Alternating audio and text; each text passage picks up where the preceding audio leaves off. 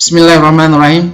Assalamualaikum warahmatullahi wabarakatuh. Sahabat konstruksi, kali ini kita akan membahas peralatan-peralatan atau tools yang wajib dimiliki oleh seseorang yang berprofesi sebagai QC Inspector. Dengan memiliki tools sebagai berikut ini, telah dijamin pekerjaan sobat QC Inspector bakal lancar. Sahabat inspektor, yang pertama yang harus dimiliki adalah meteran.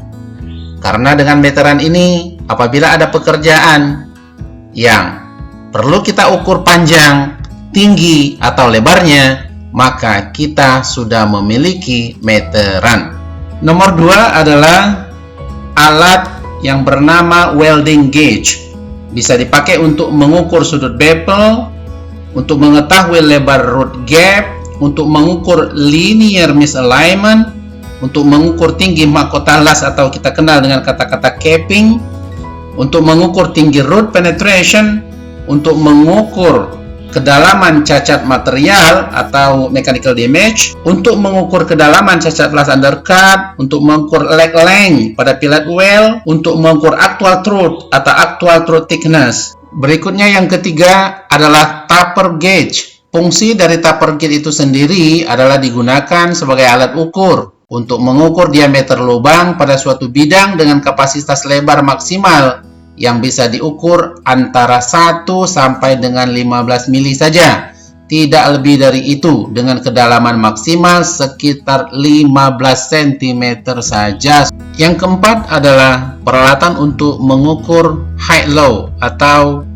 linear misalignment. Apabila ada dua benda yang dijoin antara part A dan part B, terdapat ketidakselarasan, maka kita akan tahu yang mana yang lebih tinggi, A yang lebih tinggi atau part B yang lebih tinggi. Itu kita kenal dengan istilah high-low. Sobat konstruksi, yang kelima adalah senter atau baterai. Seperti kita ketahui, apabila kita melakukan inspeksi di mana di situ terdapat kekurangan cahaya, maka kita membutuhkan alat ini yang bernama senter. Sobat konstruksi, berikutnya ada alat yang kita kenal istilah vernier caliper atau jangka sorong. Alat ini bisa dipakai untuk mengukur tinggi benda yang bertingkat, bisa juga digunakan untuk mengukur ketebalan pada bagian dalam dan luar suatu benda, baik yang berbentuk bulat, berbentuk kubus, berbentuk bunjur sangkar, atau berbentuk persegi. Juga dapat digunakan untuk mengukur diameter luar, juga diameter dalam. Sangat berguna dalam pengukuran kedalaman sebuah lubang. Namun alat ini adalah digital. Perlu diperhatikan juga ada batas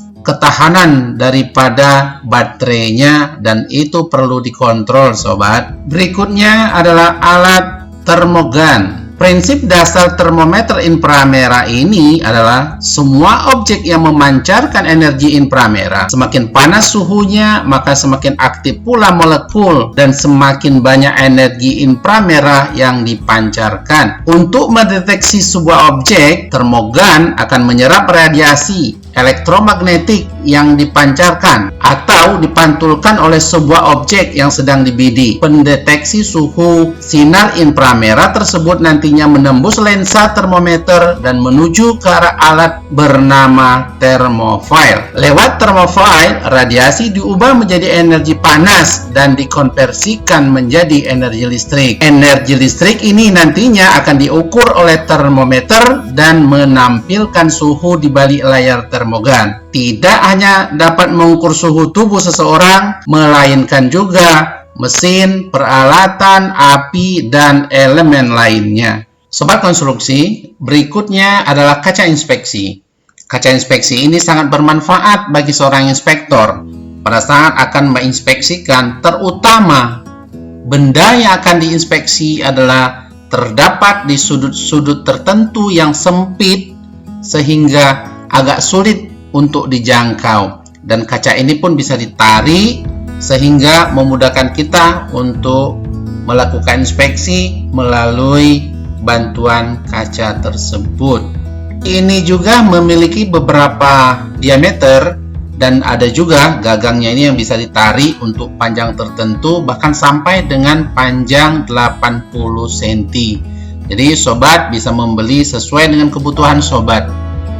Berikutnya yang dibutuhkan, yang nomor 9 adalah garisan atau mistar. Sebaiknya sobat menyediakan mistar yang terbuat dari metal, karena kita bekerja di proyek, kemungkinan patah, tertekuk, atau kemungkinan basah sehingga rusak sangat besar. Untuk itu pilihlah yang garisan terbuat dari metal. Adapun panjangnya bisa sesuaikan dengan kebutuhan yang akan dipakai, apakah yang 10 cm saja atau sampai dengan 20 cm. Sebagai tambahan, ini adalah solid marker. Solid marker ini sering dipakai oleh teman-teman inspektor untuk menulis sesuatu atau komennya pada metal, baik di pipa, di plat, atau di bentuk-bentuk material yang terbuat dari besi lainnya, karena dia sangat tahan lama apabila ditulis di metal, sehingga sangat bermanfaat. Sobat konstruksi, yang terakhir ini adalah tas pinggang, sehingga 9 tool atau alat-alat ukur tadi plus 1 solid marker bisa dimasukkan ke dalam tas pinggang sehingga tidak berantakan, sangat memudahkan, sangat rapi untuk peralatan seorang inspektor yang profesional dan siap bekerja dengan baik dan bekerja dengan teliti. Sobat konstruksi, demikianlah jumpa kita kali ini. Mudah-mudahan bahasan kita ini bermanfaat. Kami ingatkan kembali dan melalui tayangan video singkat ini, dan kepada calon-calon inspektor yang siap masuk dunia konstruksi, setidaknya ini bisa menjadi referensi pada saat masuk atau mulai kerja, sehingga sudah siap peralatan-peralatannya dengan baik. Sampai jumpa, semoga bermanfaat. Salam Sobat Konstruksi.